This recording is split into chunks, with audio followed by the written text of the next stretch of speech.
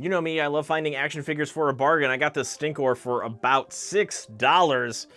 Mostly the reason for that is because the box is just all beat up like crazy, so I don't even think I'm gonna take any sort of in-box display photos for this because the condition of this box, well, really just kind of stinks. Now, Stinkor, the original action figure, had some kind of scent behind it.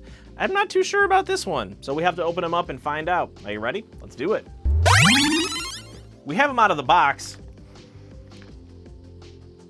I can't tell if he smells any different than any other sort of plastic action figures. So this is from the original Revelations line of the Masterverse figures. We have gone beyond that now with the new Eternia stuff, but you can still find some of these action figures for a really great deal, and they display really well. And Stinkor, of course, being one of the sillier characters in the whole Masters of the Universe line, mostly because he is a fighting skunk, but the original action figure, like I mentioned, did have like some kind of weird smell to him because, well, he's a skunk. So inside the box, you get Stinkor, the action figure, and then we get some alternate head sculpts. So this one's got, I assume it's a gas mask.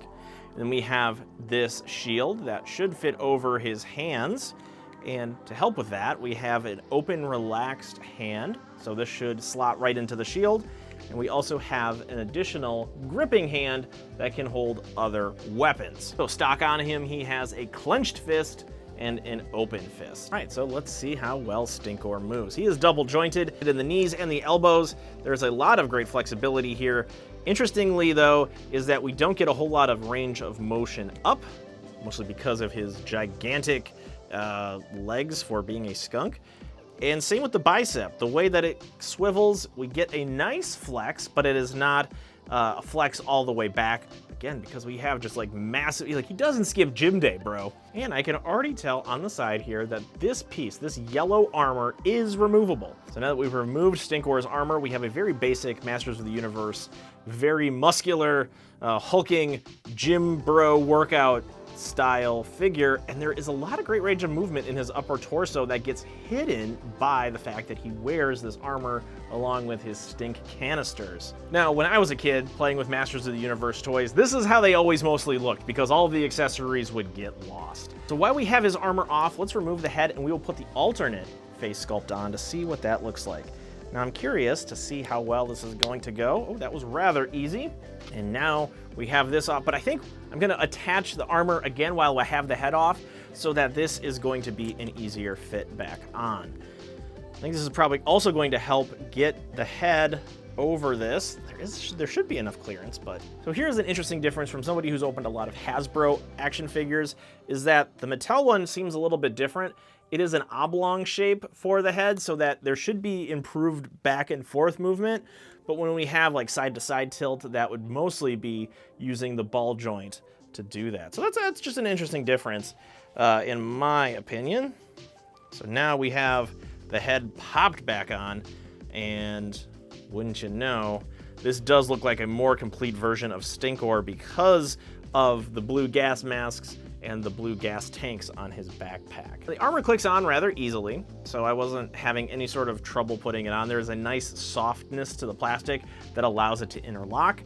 I would worry about that over time, but right now we're just getting kind of a basic look at him. What I do like about him immediately is the differences in paint application. So we have the skunk stripe along his forearms, we have the red gloves, we also have his little barbarian cloth that does have like a black wash to it, so it's not just a flat color. There is some dimension, there is some depth there to make it look more like fur. And the clawed feet make him very creature-like, which is good because he is supposed to be a skunk. Do have the shield, so let's put that on and see what that looks like. So now that I have his arm off, I'm going to put the open hand in there. I think that's going to help us, or help him, hold the shield a little better. So let's see if that's going to be the case.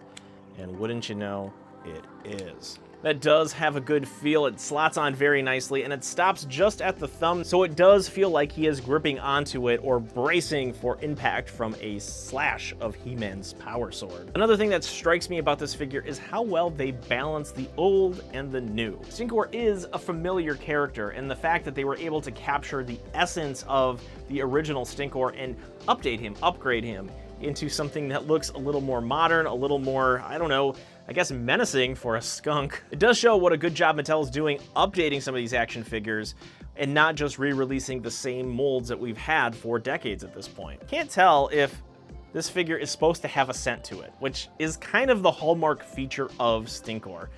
It just smells like a plastic action figure. You know what, let's test that. Let's see here. So here's a guy from G.I. Joe.